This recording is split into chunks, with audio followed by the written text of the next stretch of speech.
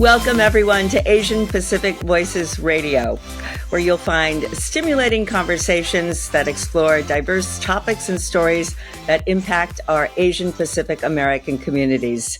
Hello, I'm your host, Sasha Foo, and today I am delighted to welcome a special guest who happens to be a very impressive literary talent.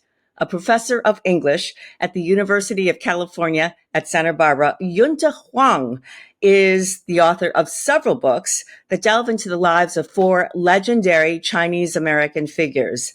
They are Hollywood's most famous detective, Charlie Chan, the Siamese twins, Chang and Eng, and finally, the story of Anna May Wong, the actress who was the first Chinese star of the American cinema. Welcome, Professor Yunte Huang. Thanks for being our guest today. Well, thank you for having me, Sasha. Well, let's get right to it. You have written this really, really impressive trilogy, 3 books, about the journeys of some legendary Chinese American figures, but more than straightforward biographies, you call them a rendezvous with American history. That's the phrase you use. What do you mean by that phrase, a rendezvous with American history? Well, first of all, Sasha, I'm a mystery buff, so rendezvous sounds mysterious to some extent.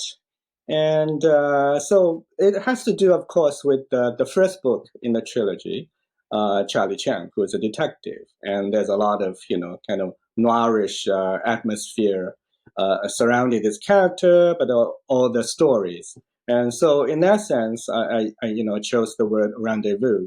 And then I got stuck with it, like all titles are. And because I didn't plan to write a trilogy, I wrote the Charlie Chan as a standalone book, and maybe because of its kind of success, or I really enjoyed doing that, and I ended up writing the next one on Siamese twins, Chang and Eng, as you said in the introduction.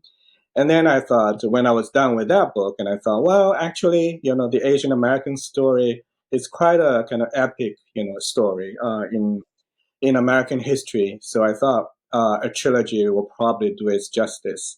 And so as a result, then it became a trilogy of Rendezvous with American history. Yeah.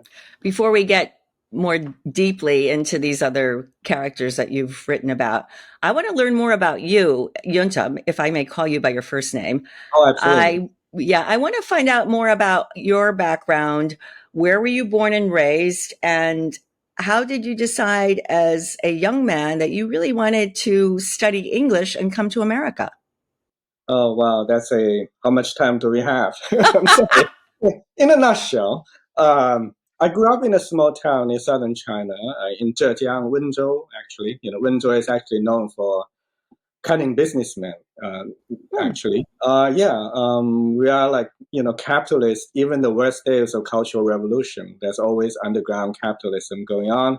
But at any rate, so I grew up in a small town, and like all Chinese kids, we started learning English when we were in junior high, Mm-hmm. So at age 11, and I was just picking up English. And then one day I was playing with this battered transistor radio. In those years, there were no TV, and every household had this transistor radio that enabled you to listen to shortwave radios and everything. Anyway, so I was playing with it, and then at some point, I came to a frequency that there's a kind of buzzing sound, like it's interference. The signals are not very clear, but eventually it settled down. And after a few seconds of statics, a very manly voice announced, like, "This is the Voice of America, VOA, Voice of America, broadcasting in special English." And it turns out, of course, it is Voice of America, which was just recently canceled by the federal government, Yes. unfortunately. And I know at that time, I had no idea this was actually, State Department, sponsored by the State Department, kind of propaganda, of course, promoting freedom and democracy in the world. And those were like still waning days of Cultural Revolution. I have no idea how dangerous it was, to listen to so-called foreign radios. But anyway, I was hooked. And so I learned a great deal of English. And so as a small town, boy, I was through the aid of a transistor radio and kind of listening illegally to propaganda programs. I learned a great deal of English. I ended up going to Peking University as an English major, and that's how I came to this position. Well, how did the events in China in the 1980s influence your decision to actually pick up and move to the United States? Sure. So, of course, growing up in China at the time, I had never thought I was going abroad, so-called. I thought my path was pretty straightforward. I was a very excellent student, top A student, managed to get into the top university in the country, an English major. And I thought after graduation, I'll get a government assigned job. Actually, most of my classmates nowadays, they were diplomats. Some of them were ambassadors, Chinese ambassadors to many, foreign countries. But anyway, but then, of course, during my sophomore year, the student protest broke out. This is 1989, and ended in tragedy, as you know, Tiananmen Square massacre. And that's when I decided, I better get out when I graduate, and I did, and that's how I left China many years ago. And your early years in America are all over the map. You landed up in, of all places, in Alabama. This young Chinese student ends up in Alabama, in Tuscaloosa at the University of Alabama, where you continued your studies, then followed by a teaching position in New York at the State University in Buffalo, and then to Cambridge, Massachusetts, where you were teaching at Harvard University. So you were, really ensconced in this academic world. At what point did you decide, hey, I want to think about more than just poetry and the classics? I really want to write about entertainment and American pop culture. Right. So it has to do, of course, with my trajectory, as you, briefly described, crossing the Pacific, landing in Tuscaloosa, Alabama, Roll Tide, I thought I was going there for football, but no. At the time, I had no idea how popular American football was. Yeah.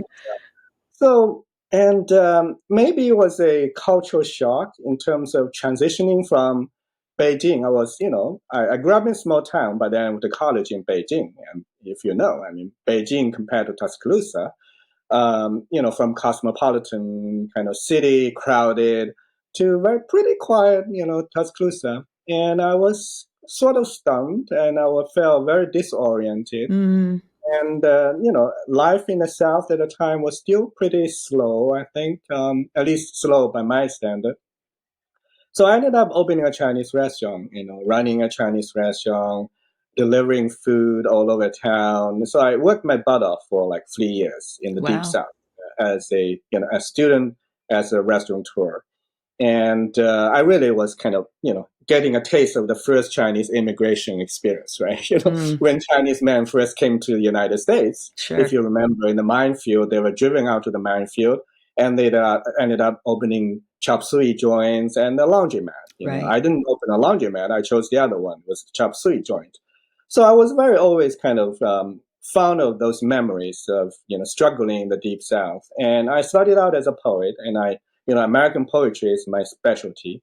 And so I wrote poems about those 3 years of experiences, but I wasn't happy about it. And so I ended up writing a novel, and then the novel led to a memoir, about those years. But I guess my memoir kind of sucked and didn't really do well, or, wasn't accepted by any publisher or anything.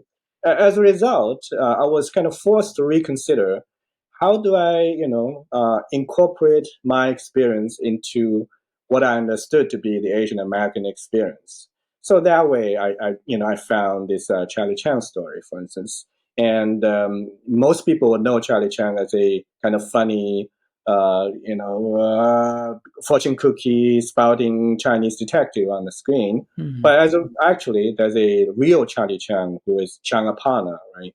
This Cantonese, cop in Honolulu who inspired this novel, fiction character and then a film character. As a result, I started out writing about Charlie Chang, and through that, book, I think I found a great deal about, what the Asian American story, and also in terms of the making of American culture. And so that's my roundabout way of answering your question. Yeah, I was going to mention that for some Asian Americans, the figure of Charlie Chan seems to draw on some of these racist tropes, right? Oh, absolutely. Yes. How would you like us to, after reading your book and after researching the Charlie Chan figure in the movie and then the real Cantonese detective upon whom Charlie Chan is based, what would you like us to think about Charlie Chan now, sort of as a Right. reimagined figure? Oh, absolutely. So writing that book, telling the Charlie Chan story, of course, I understood that how divided the opinions still are as far as this character is concerned. To most Asian Americans, apparently, if you're growing up in America in the 1950s and 60s, and neighborhood kids come to you and do a Charlie Chan imitation on Yeah. you. And you'll be pissed off, of course. And so I understood that legacy. But on the other hand, given his popularity, even today, like a mainstream American culture to some extent, the stereotype of Chinese being inscrutable but also smart and wise and polite, obedient and all that kind of stereotypes. Um, I was thinking, um, let me put it this way. So the reason I ran away from China is perhaps because I wanted some kind of artistic freedom, right? To think about, rather than say following the party line or being politically correct, so-called. And coming to America, living in the Deep South, for instance, as a Chinese in the Deep South in those years, the society was still very kind of black and white, divided, bifurcated, and the Asians were falling through the crack in those years. Yeah. So Asian Americans always have a very peculiar position in the United States, all these years, right? So I was thinking, this Charlie Chan figure was so popular, and then is still very hated by Asian Americans for obvious reasons. What is the secret sauce? What does that say about America? So eventually, I think I settled down on this kind of narrative or thesis. I still kind of maintain throughout these three books, in a sense that I think America is founded upon this kind of obsession with racial mimicry, meaning making fun of others, and that's always the secret sauce to American popular culture. You look at Hollywood, and making fun of others, like to quote Seinfeld, right? A Jewish comedy. It's making fun of themselves. So this kind of racial humor, starting especially from say blackface in the 19th century, minstrelsy, it's deeply racist. But I'm not trying to say racism actually created American culture. Well, in a way, it is, but the thing is, um, you cannot separate the kind of racism from this kind of artistic, creativity, uh, because these two things actually go together. So, if you really want to know history, we have to respect what actually happened. So, in that way, I think we need to. That's the I think one of the ways I will argue for us to understand the Charlie Chan legacy, to understand how racist it is. On the other hand, racial kind of ventriloquism, imitating other. To think about Hollywood, blackface, yellowface, Yeah. Jewface. All those years, Anna May Wong stories was also about that. Her career was, thwarted because of the practice of yellowface, right? So given the American obsession with racial mimicry, and we have to understand how American culture was made. And so you can't just say, "Oh, this is racist, therefore we should, ban it. We should just whitewash that part of history." We can't I do that. I think that's true. You raised some interesting points that I hadn't thought about. But when you use the term racial ventriloquism or racial mimicry, even today, I think people perceive that as being different when we, for instance, as Asians, mock ourselves Mm-hmm. versus in a light-hearted way versus having that mimicry coming from groups outside of Right. us, right? Because then we Right. feel demeaned. Mm-hmm. Right. But what I'm trying to say, I mean, it's easy to understand. Art is imitation, right? Whether it's you're imitating yourself or imitating others. And that just happens in American society, American history. Those early years of American history, as you know, Puritan country was really boring, right? There's not much going around, right? They banned theater, they banned drinking, and all the European visitors like, oh, what a jewelry place America was. Until the middle of the 19th century, and they started minstrelsy. Minstrelsy, of course, is deeply racist. White actors put on, Yeah. black in their faces, making fun of, so-called Negroes, Right. black, making fun of them. Black people. And Yeah. that was the first kind of mass entertainment, native-born American entertainment. And Hollywood followed that trajectory, as you know. Early Hollywood films, adopting yellowface and blackface really continue that tradition. And so, in that sense, you understand, American popular culture is deep rooted in this kind of racial ventriloquism, making fun of others. Well, drawing on those themes of racial ventriloquism, how did you get involved in telling the stories of Chang and Eng, the Siamese twins, these Chinese men born in Thailand who came to the United States in 1829 as sideshow freaks? Why did you think their story was worth telling? Well, yeah. So writing that Charlie Chan story, I inevitably had to write about Chang and Eng as sort of an example of the early stereotypes against Chinese. Because Chang and Eng, as you said, despite the fact they was called the Siamese twins, they were actually Chinese, born of a Chinese father and half Chinese, half Siamese mother. And they were brought to the United States and regarded as freaks. But they came, prior to the gold rush. They came to America prior to the gold rush, when there were very few, really, Asian Americans living in the United States, and they eventually settled down in the Deep South. And their story, of course, is extraordinary. It's not just a race story, because they were, Asian men married to two white sisters, and ended up having 21 children, and they own slaves. They also own slaves themselves, and supported the Confederacy and everything. So their story is amazing American story, but also a very human story, because, as you know, they were joined together, from birth to death, and they learned to do everything together. And what I learned from that story is not just the Asian American story, but also the story about being human.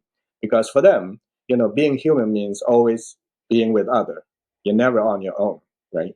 And so that's like dual attraction for me in the Chang and Eng story. So earlier when you said, I wrote about 4 characters, icons.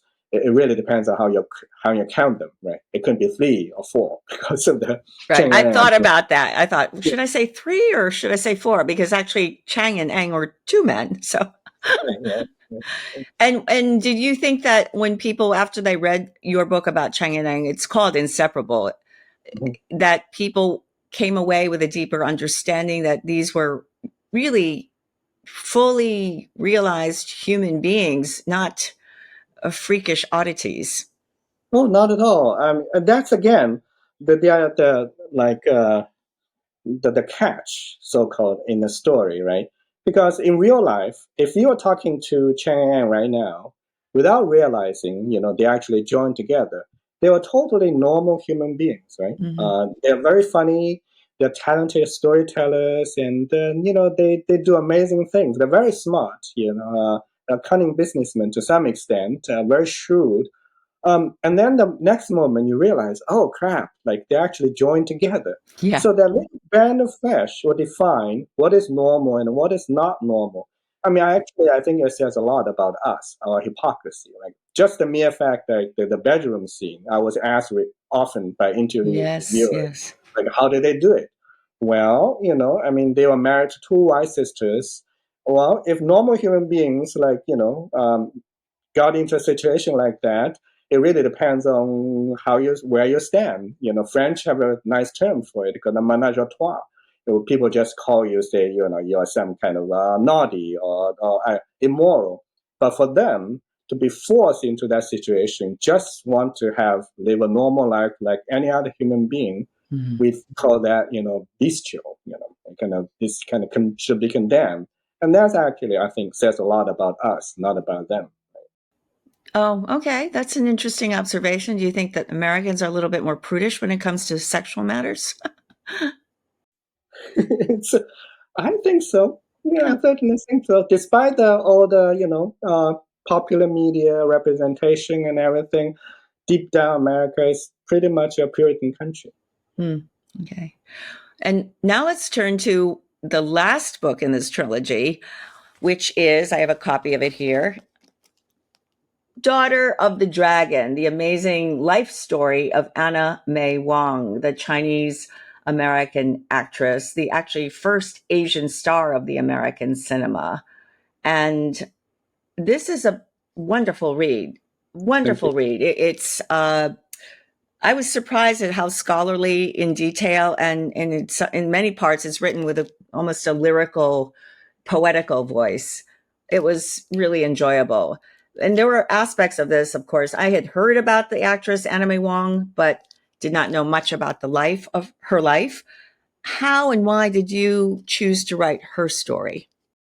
So once again, going back to the Charlie Chang book, and in that book, I also mentioned Anna May Wong. For one reason, she was actually best friends with Warner Oland, who's one of my favorite Charlie Chang character. Right, Warner Oland, this British actor who came to America at the age of 13 and turned himself basically into a master of racial ventriloquism because he played both Dr. Fu Manchu and Charlie Chan, the good Chinaman and the evil Chinaman, masterfully, really well. And Anna May Wong was a very good close friend of Warner Oland, and they co-starred in a number of very interesting films. In the silent film era, 1927, Old Town San Francisco, but the most famous one was actually a Shanghai Express, starring Marlene Dietrich, and that's also Warner Oland and Anna May Wong. So in that book, I already wrote about, briefly, like about 2 pages, kind of synopsis of Anna May Wong's career. So when I was done with the Charlie Chang book and the and the Siamese Twins book, like I said, I felt very strongly that I need to do this trilogy in order to tell the epic journeys of Asian Americans. And I think Anna May Wong definitely deserves her place in this story. And of course, also kind of coincidentally, 2022, right? Her quarter, the Anna May Wong quarter came out as well while I was working on on this book. So everything was happening at the same time. Yeah, the quarter coin that was commemorating her, and there were 4 other American women in this series. Right. Yeah. You alluded to her filming experience with Marlene Dietrich. I was struck by how much detail you put in your book about the historical and cultural currents that surrounded Anna May Wong, whether it was Hollywood in the 1920s, her experiences in Europe, making Shanghai Express with Marlene Dietrich, and actually her trip to China in the 1930s to learn more about Peking opera. Why did you feel it was important to give such detail to the context, it's such context to her life in terms of explaining these historical currents? Right. So I think the Anglo-American style of biography is always, getting to the meat of the story in terms of what, the individual experience, right? Mm-hmm, right. How the character suffered and the love story and everything. But coming from the Chinese tradition, what is a fact is actually, I think we have to understand quite differently. Facts don't stand alone. One fact is related to another fact. So let me tell a story. I think it's, Wing Wang film called The Chang is Missing. It's about this Chinese driver who got pulled over by an American cop because he probably ran a stop sign. So the cop asked him, did you stop at the stop sign? And the Chinese driver started by answering question by saying, I'm a very good driver. I'm a very good father. I have 2 children. My son goes to Harvard. My daughter is like this. And the cop feels like he's avoiding the question. So he asked him again, did you stop at the stop sign?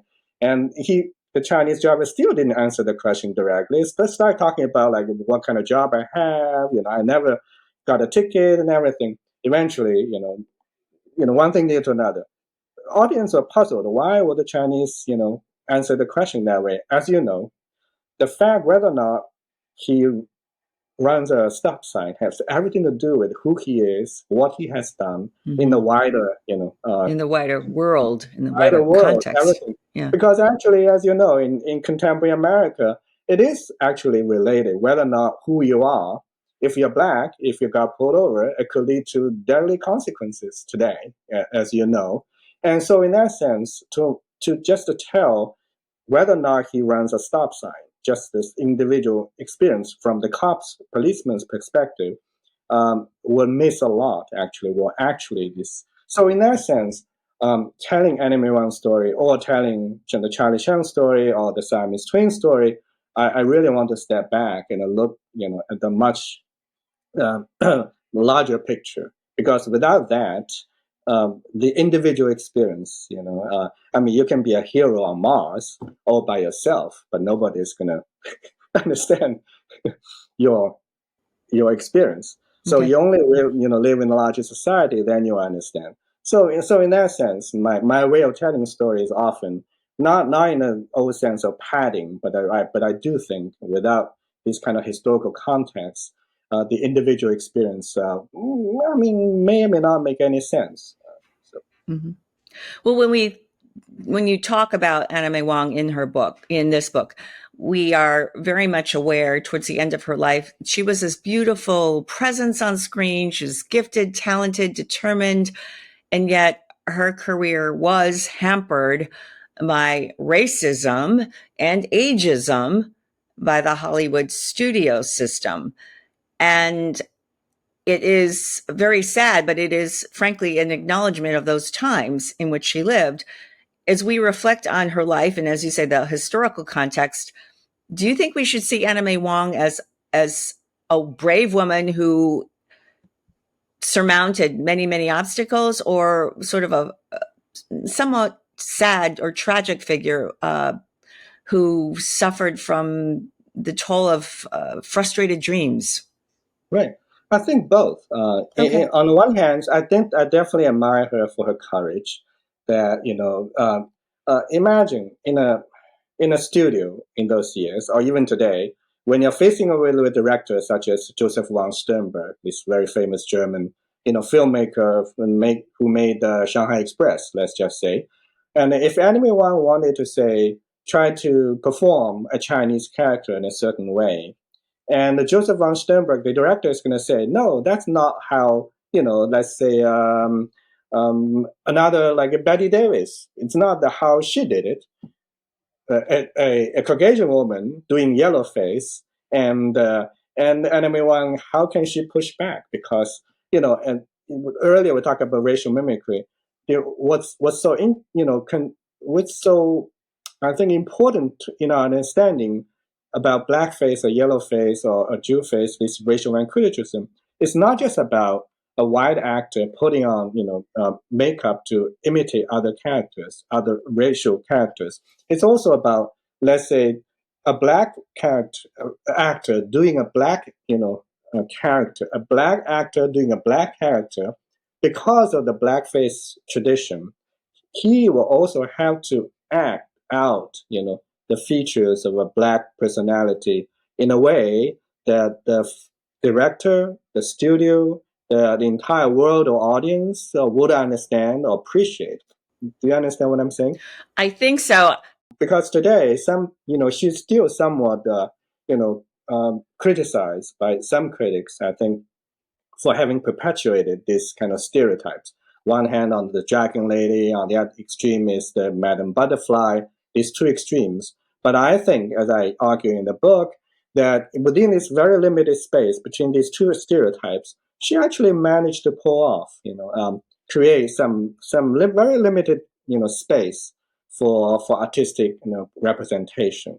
So for that, I really admire her courage. As you know, 100 years after Anna May Wong first appeared on the screen in 1919, so in 2019, our cousin Lucy Liu got her star on the Walk of Fame in Hollywood. Right next to her star was right next to Anna May Wong star on Hollywood Boulevard and Vine Street. And I watched Lucy Liu's kind of short speech, on that situation. She actually said she thanked Anna May Wong for this, for being the trailblazer, right?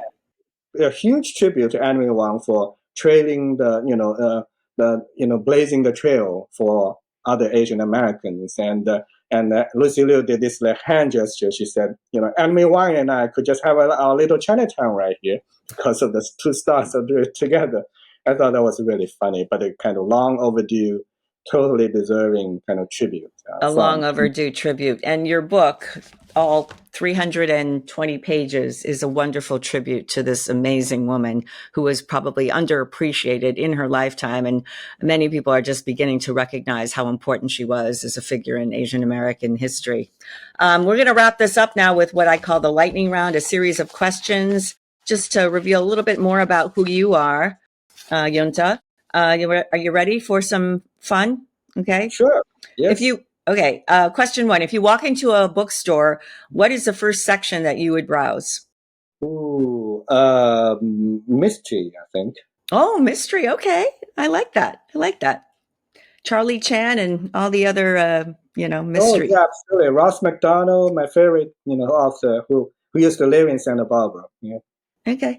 What is your favorite verb? Verb, V-E-R-B. Oh, definitely go.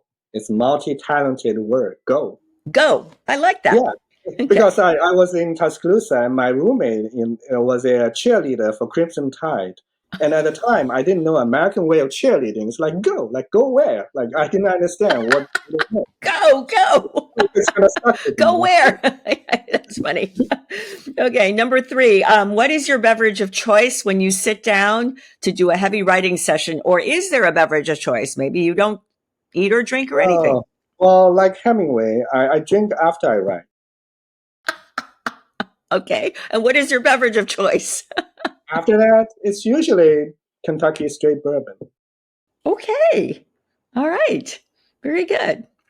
And my last question, possibly the most challenging one, is if you had dinner with 2 or 3 people, either living or people who have passed, historical figures, people from your personal past or a historical past, who would those 2 or 3 people be at your dinner table?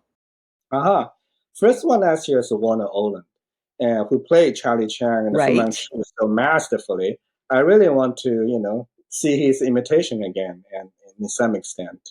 So, did you say living as well, or living, or people who are historical and dead? Yeah, the other one is actually. I'm sorry. I think I just wrote about Hollywood, of course, and the other one is actually Jack Nicholson, who's still alive, and I'm always fond of him. But I really want to.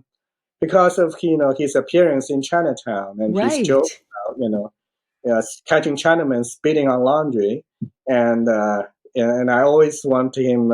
I heard that he always wanted to play Charlie Chan, so I want to see him doing the imitation.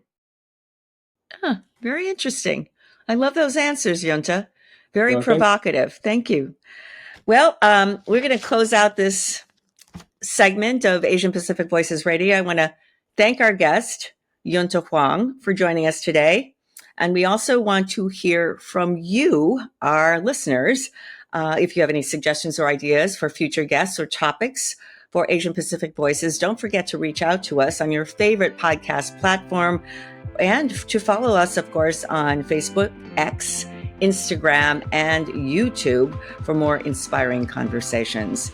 Asian Pacific Voices Radio is produced by Asian Culture and Media Alliance, ACMA, a nonprofit organization that is dedicated to empowering the Asian and Pacific American communities through the media arts. Now, if you'd like to learn more about ACMA or support us, feel free to visit our website at acmasocal.org.